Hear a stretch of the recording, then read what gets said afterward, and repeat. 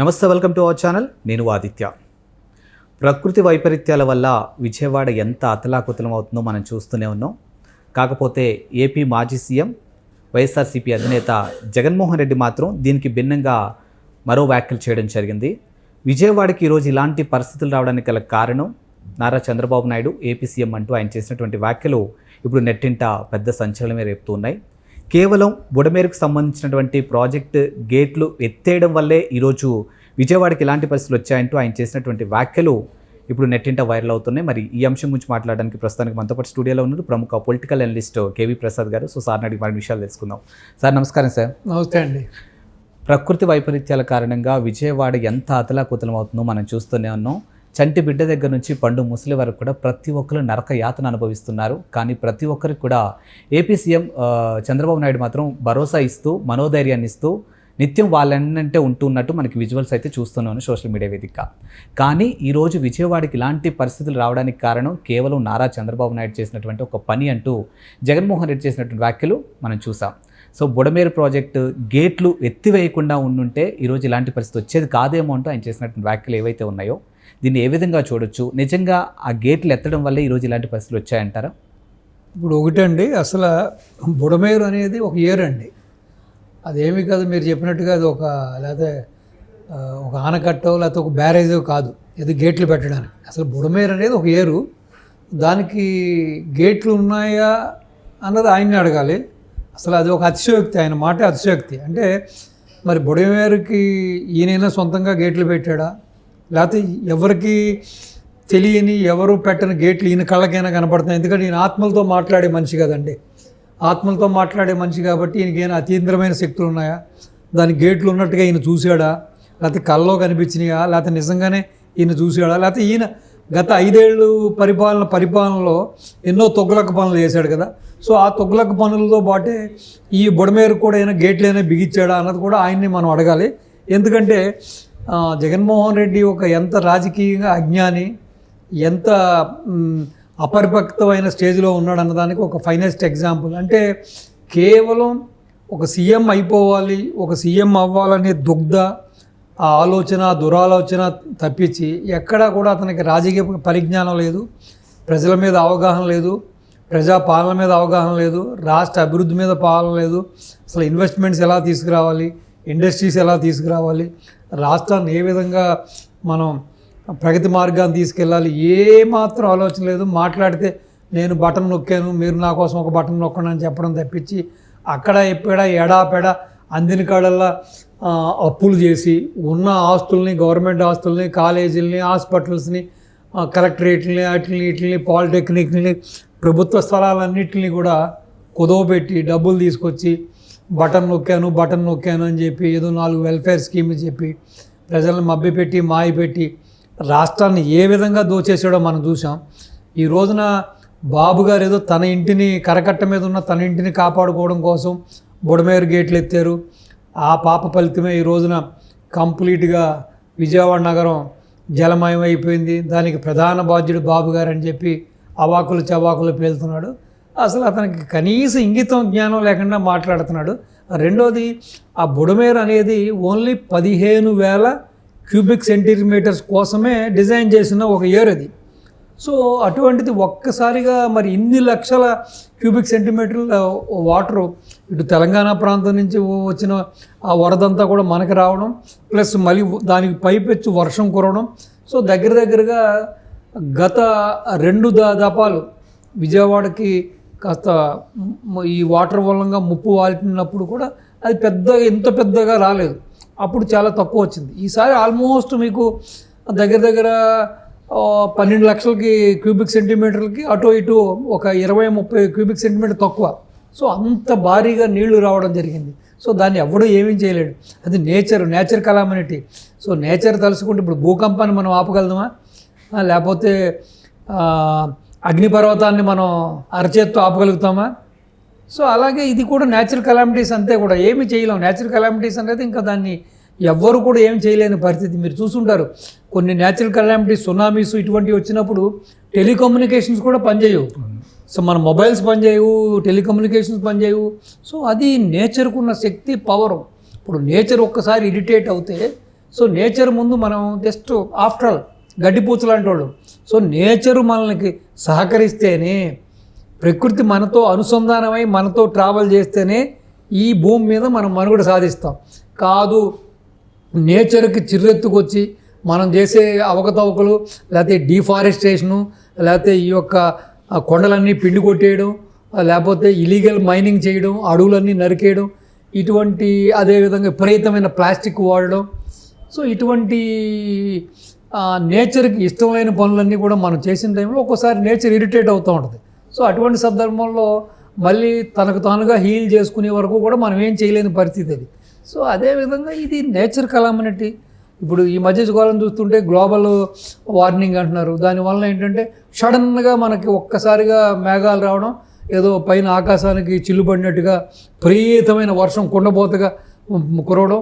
So చూస్తూ ఉండగానే దగ్గర దగ్గర 20 సెంటీమీటర్ల వర్షం, 30 సెంటీమీటర్లు, 40 పడడం. సో ఎన్నో ప్రాంతాలు కూడా చూస్తాం. ఈ మధ్యకాలంలో మనం అది గల్ఫ్లో దుబాయ్లో కూడా చూసాం మనం ఏ విధమైన వరద వచ్చిందని. ఆ ఎడారి ప్రాంతంలో అసలు వాళ్ళు ఇంతవరకు ఎవ్వరు కూడా ఊహించుండరు. అది ఆ విధంగా వరద వస్తుందని, కార్లు కొట్టుకుపోతాయి, బిల్డింగ్స్ కొట్టుకుపోతాయి, ఇంత ప్రాణ నష్టం, ఆస్తి నష్టం ఎవరు ఊహించుంటారు. సో అదేవిధంగా ఇది ఒక న్యాచురల్ కెలామిటీస్. దీనికి ఏదో ఆ పెద్ద ఆయన మీద ఆయన ఆ 74-75 ఇయర్స్ ఏజ్లో రాత్రనగా పగలనగా తింటున్నాడో ఉంటున్నాడో కూడా తెలియదు మహానుభావుడు. అలా ప్రజల కోసం అలా ఆహర్నిశలు కష్టపడి ఏ విధంగా దీన్ని రిస్టోర్ చేయాలి, ఏ విధంగా ప్రజల్ని రక్షించుకోవాలి, ఏ విధంగా ప్రజలకి ఆహార పానీయాలు అందించాలని చెప్పి ఆయన కష్టపడుతుంటే, కనీసం ఒక మాజీ ముఖ్యమంత్రిగా, ఒక ప్రస్తుత ఎమ్మెల్యేగా కనీస బాధ్యత లేకుండా నువ్వు, ఒక ఆపోజిషన్ పార్టీగా నువ్వు కనీసం ఇంగితం లేకుండా కూడా నువ్వు ఈ విధంగా మాట్లాడటం, అవాకులు చవాకులు పెరిగినది, అది ఇంకా నీ విజ్ఞతకే వదిలేస్తున్నాం మేము. రెండోది, అసలు ఎక్కడ కూడా ఒక హోందాతనం లేదు అతనిలో. ఇప్పుడు రాష్ట్రంలో ఏదో విధంగా అలజడి సృష్టించాలి, ఏదో విధంగా ఈ యొక్క సమస్యలు సృష్టించాలని చెప్పడమే కానీ, ఇప్పుడు బాబు గారికి ఎంతసేపు డెవలప్మెంట్ చేశామా, ప్రజల యొక్క జీవన పరిమాణాలను పెంచామా, మన సంపదను పెంచామా, ఉద్యోగ అవకాశాలు కల్పించామా, రాష్ట్రాన్ని దేశంలోనూ అగ్రగామిగా ఏ విధంగా తీసుకెళ్ళాలి అనే ఆలోచన తప్పించి ఇతనికి ఉన్న ఫిలాసఫీ ఏంటి మనకు తెలుసు కదా. ఆ ముంచడాలు, ఆ కూల్చడాలు, ఆ దోచుకోవడాలు, ఆ దండుకోవడాలు, ఆ దాచుకోవడాలు ఇతనికి డిఎన్ఏలోనే ఉంది, ఇతని కుటుంబంలోనే ఉంది. తాత టైం నుంచి వీళ్ళ పాలసీ అదే. ఎప్పుడు కూడా ఎవడ జోబు కొట్టేద్దామా, ఎవడ ఆస్తులు కొట్టేద్దామా, ఎవడ మైన్స్ కొట్టేద్దామా, ఎవడ ప్రాణాలు తీసేద్దామా, ఎవరిని ఏ విధంగా మానసికంగా ఇబ్బంది పెడదామనే భావన తెప్పించి. సో బాబు గారి వ్యక్తిత్వం అటువంటిది కాదు. ఈ రోజున ఇటువంటి పరిస్థితుల్లో కూడా ప్రజలు ఇంత ఇబ్బందుల్లో ఉన్నప్పుడు కూడా నువ్వు ఈ విధంగా అవాకులు చవాకులు పేలుతున్నావంటే నువ్వు నీ యొక్క సైకోయిజం బయటపడుతుంది. రెండోది ఏంటంటే, ఇప్పుడు ఆ బుడమేరకు దగ్గరగా సింగనగర్ ఉంటుంది. సింగనగర్ మునిగిపోయిందంటే దానికి కారణం ముమ్మాటికి బుడమేరే కారణం. ఎప్పుడు కూడా ఈ విధమైన వర్షాలు వచ్చినప్పుడు కాస్త కోస్తో ఎఫెక్ట్ అయితే సింగనగరే. కానీ బెన్ సర్కిల్ లాంటి ఎత్తైన ప్రదేశం కూడా నీటిలో మునిగిపోవడానికి కారణం, దానికి ప్రధాన కారణం ఈ జగన్మోహన్ రెడ్డి గారి యొక్క అసమర్థ పాలన, అతని యొక్క అస్తవ్యస్త వ్యవహారాలు, అతను తీసుకున్న నిర్ణయాలు. ఎందుకంటే టీడీపీ గవర్నమెంట్ యొక్క అధికారం ఇంకా సంవత్సరంన్నర ఉన్న టైంలో సెంట్రల్ నుంచి ఒక గ్రాంట్ వచ్చింది కంప్లీట్గా స్టామ్ వాటర్ డ్రైన్ చేసుకోవడం కోసం విజయవాడ నగరానికి. సో ఎమ్మటే బాబు గారు ఆ గ్రాంటు అయిన తర్వాత ఎల్ఎన్టీని పిలిచి దానికి సంబంధించిన ఆ వర్క్స్ అన్నీ కూడా ఎల్ఎన్టీ కంపెనీకి ఇవ్వడం జరిగింది. సో వాళ్ళు కూడా యుద్ధ ప్రాతిపదిక మీద వర్క్ స్టార్ట్ చేశారు. అనుకోకుండా ఈ లోపల ఎలక్షన్ రావడం, గవర్నమెంట్ మారడం, ఈ ప్రజల దౌర్భాగ్యమో లేకపోతే ప్రజల దురదృష్టమో తెలియదు కానీ ఈ జగన్మోహన్ రెడ్డి అధికారంలోకి రావడంతో ఎల్ఎన్టీ వాళ్ళని ఏదో విపరీతమైన బ్రైఫ్ అడిగాడు. ఇతను చాలా ఎక్కువ పర్సంటేజ్ అడిగాడు. అడిగితే వాళ్ళు చెప్పారు మేమే చాలా కాంపిటేటివ్ ప్రైసింగ్ చేస్తున్నాం, ఇవ్వలేమంటే. సో వాళ్ళని అటకెక్కిచ్చేసాడు, వాళ్ళని బయటికి తోలేశాడు, వాళ్ళని తరిమేసేసిన తర్వాత ఆ ఏదైతే గ్రాంట్ ఉందో ఆ గ్రాంట్ని ఇతను తన అవసరాల కోసం అంటే బహుశా ఈ బటన్ నొక్కుడు కోసమో లేకపోతే ఏదైనా ఒక స్కీమ్ పేరు చెప్పి దాంట్లో స్కామ్ చేసి ఆ డబ్బులు కూడా కొట్టేసాడో మనకు తెలియదు. కానీ ఆ 550 కోట్ల రూపాయలను కూడా ఇతను డైవర్ట్ చేయడం జరిగింది. సో ఆ డ్రైన్స్ అన్నీ కూడా, స్టామ్ వాటర్ డ్రైన్స్ అన్నీ కూడా అర్ధాంతరంగా మధ్యలోనే ఆగిపోవడం జరిగింది.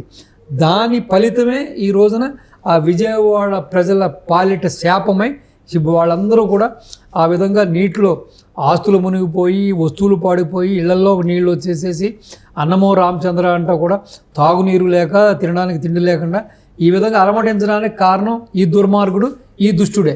కానీ ఈ రోజున తన తప్పిదాన్ని దాచుకుని తను చేసిన తప్పుకి ప్రాయశ్చిత్తం పడకుండా తగుదునా అమ్మ అంట ఈ రోజున బాబు గారి మీద ఈ విధమైన అవాకులు చవాకులు పేరడం అనేది అతని యొక్క అపరిపక్వ మనస్తత్వానికి ఇది ఒక ఫైనెస్ట్ ఎగ్జాంపుల్. ఇప్పుడు జగన్మోహన్ రెడ్డి యొక్క వ్యవహార శైలి ఎలా ఉందంటే కూడా ఏదో విధంగా బాబు గారిని ఇబ్బంది పెట్టి, సో నాలాగా బాబు గారు కూడా ఫెయిల్ అయ్యాడు, బాబు గారు కూడా ఏమీ చేయలేకపోయాడు అని ప్రజల్లో ఒక ముద్ర వేయాలని చెప్పి, అలాగే రాష్ట్ర ప్రజలు తనకు ఓట్లు వేయలేదు కాబట్టి ఈ విధంగా రాష్ట్ర ప్రజల్ని కూడా ఇబ్బంది పెట్టి వాళ్ళని కూడా మానసికంగాను ఆర్థికంగా కూడా నష్టపరచాలని ఆలోచనలో ఉన్నాడు.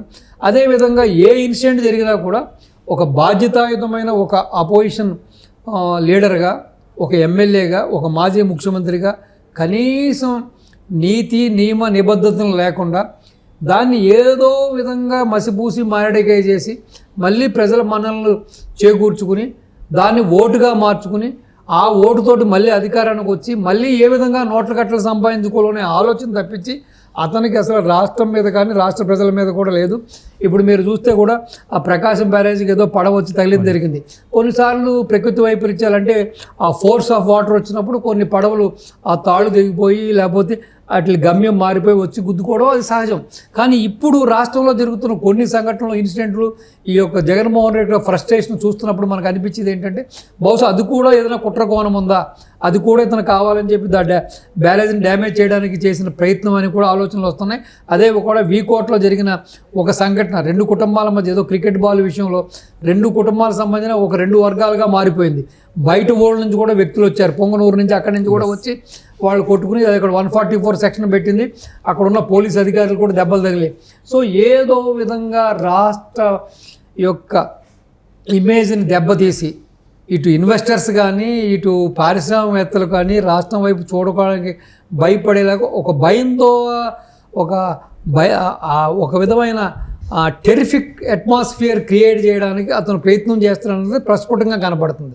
సో కాబట్టి ఇప్పటికైనా సరే ఈ కూటమి ప్రభుత్వం ఒక స్ట్రాంగ్ స్టెప్ తీసుకుని అతన్ని డెఫినెట్గా కఠినంగా శిక్షించి అతను ఉన్న కేసులు, రాష్ట్రంలో చేసిన అవినీతి ప్లస్ ఆల్రెడీ ఇప్పుడు కేంద్ర గవర్నమెంట్ ఈ కూటమి మీద ఆధారపడి ఉంది కాబట్టి ఉన్న సిబిఐ ఈడీ ఆఫీస్ కూడా అది వేగవంతం చేసి ఇతను తీసుకెళ్లి తీహార్ జైల్లో వేస్తే కానీ ఆంధ్రాకి పట్టిన దరిద్రము, ఆంధ్రాకి పట్టిన శని పీడరగలదు. రెండవది ఈ కోర్టులు అతను ఎప్పుడు యూకే వెళ్ళాలన్నా విదేశాలకు వెళ్ళాలన్నా అతనికి రెడ్ కార్పెట్ ఇచ్చేసి పర్మిషన్ ఇచ్చేస్తున్నాయి.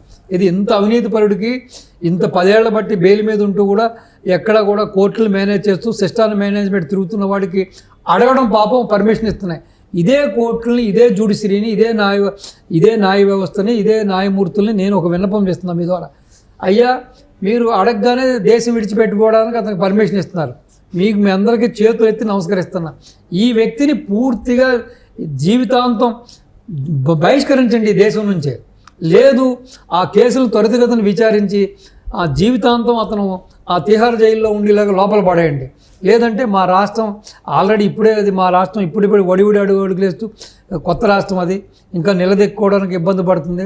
2014 నుంచి 2019 వరకు కాస్త నిలదొక్కుని ప్రగతి పదంలో చేసిన రాష్ట్రాన్ని మళ్ళీ 19 నుంచి 24 వరకు ఏ విధంగా సర్వనాశనం చేసేసాడు, వ్యవస్థలను ఏ విధంగా చేశాడు, ఏ విధంగా రాష్ట్రాన్ని దోచేశాడు, అన్ని రంగాల్లోనూ ఏ విధంగా రాష్ట్రాన్ని తిరోగమనం వైపు ప్రయాణం చేశాడు, రివర్స్ టెండరింగ్ పేరుతోటి మొత్తం రాష్ట్రాన్ని రివర్స్గా తీసుకెళ్ళిపోయాడు. కాబట్టి ఇప్పటికైనా సరే ఇతను మన రాష్ట్రం బయట ఉంటేనో లేకపోతే దేశం బయట ఉంటేనో మన రాష్ట్రానికి సేఫ్. కాబట్టి ఈ న్యాయవాదులు, ఈ న్యాయమూర్తులు అతను అడగగానే విదేశాల్లో హ్యాపీగా తిరిగి రావడానికి పర్మిషన్ ఇవ్వడం కాదు, ఈ త్వరితగతిన ఇతని మీద ఉన్న కేసులన్నింటినీ విచారించి సో అతను జీవితాంతం తిహార్ జైల్లో పడేస్తే ఆంధ్ర ప్రజలు, ఆంధ్ర రాష్ట్రం కథ ఊపిరి పీల్చుకుంటాయి. లేదంటే ఇదే విధంగా ఇతను ఎక్కడో చోట ఏదో ఒక ఇన్సిడెంట్ క్రియేట్ చేస్తూ ఉంటాడు. రేపు పొద్దున ఒక కరకట్ట తెగ్గొడతాడు, లేకపోతే ఒక డ్యాము గేట్లు పాడు చేస్తాడు, బ్యారేజ్ గేట్లు పాడు చేస్తాడు.